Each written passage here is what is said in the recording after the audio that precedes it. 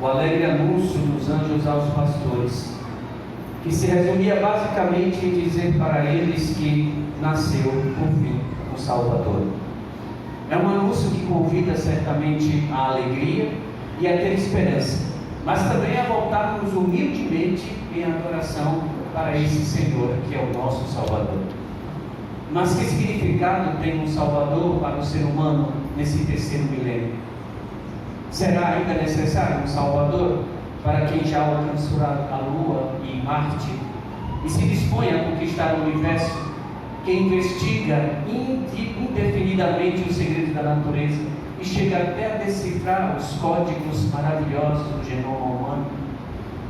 Necessita de um Salvador o ser humano que inventou a comunicação interativa, que navega no oceano virtual da internet e graças às mais modernas tecnologias dos meios de comunicação já fez da Terra essa nossa casa comum, uma pequena aldeia global. Sim, muita coisa se alcançou. E mesmo assim, nesta época de abundância e de um consumo desenfreado, ainda se morre de fome e de sede, de doença e de pobreza.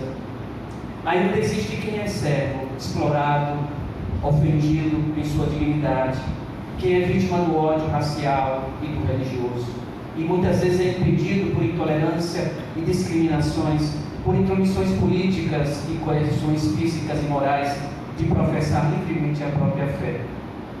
Há quem vê o próprio corpo e o dos seus queridos, especialmente das crianças, destroçados pelo uso de armas, pelo terrorismo e por todo tipo de violência, numa época em que se invoca e proclama o progresso, a solidariedade e a paz para todos. O que fazer para ajudar quem é enganado pelos falsos profetas da felicidade?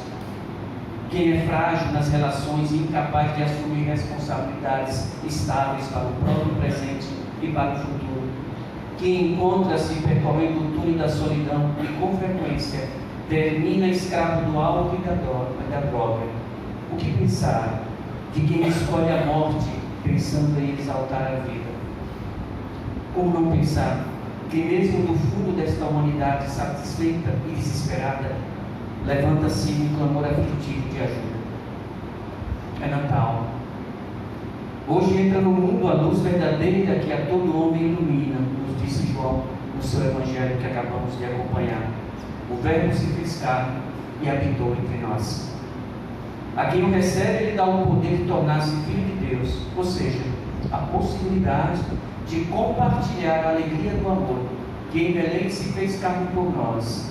Ele veio porque sabe que precisamos dele. Não obstante as numerosas formas de progresso, o ser humano permaneceu igual ao de sempre, uma liberdade dividida entre o bem e o mal, a vida e a morte. É precisamente ali, no seu íntimo, naquilo que a Bíblia chama de coração, onde ele tem sempre necessidade de ser salvo. E talvez, na época atual, tenha ainda mais necessidade de um Salvador, porque a sociedade em que ele vive tornou-se ainda mais complexa e mais enganosa, tornaram-se as ameaças para a sua integridade pessoal e moral. Quem pode defendê-lo senão aquele que o ama, a ponto de sacrificar na cruz o seu próprio Filho unigênito para salvar o mundo? Ele é o nosso Salvador e esta é a nossa esperança. Alegre anúncio que a igreja também faz ressoar neste Natal. Com a sua encarnação, o Filho de Deus uniu-se de certa forma a cada ser humano. Assim, Cristo não nos salva fora da nossa humanidade, mas nos salva através dela. Não nos salva no mundo, mas veio no mundo para que o mundo seja salvo por Ele, por meio dele. Por isso, não temamos abrir o coração e acolhê-lo, para que o seu reino de amor e de paz se torne herança comum a todos nós, porque é lá, no nosso coração, que ainda precisamos ser salvos, para que esse mundo realmente se transforme. Amém. Amém.